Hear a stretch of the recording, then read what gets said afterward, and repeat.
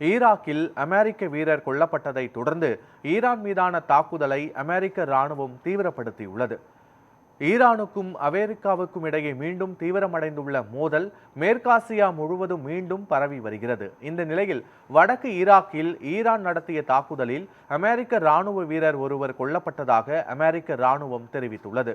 சுட்டு வீழ்த்தப்பட்ட ஈரான் ட்ரோனில் இருந்து வெடித்த வெடிபொருளை வெடிக்க செய்து அழிக்கும் பணியின் போது அந்த வீரர் கொல்லப்பட்டதாகவும் இதில் மற்றொரு வீரர் காயமடைந்திருப்பதாகவும் அமெரிக்க இராணுவத்தின் மத்திய கட்டளை பிரிவு தெரிவித்துள்ளது.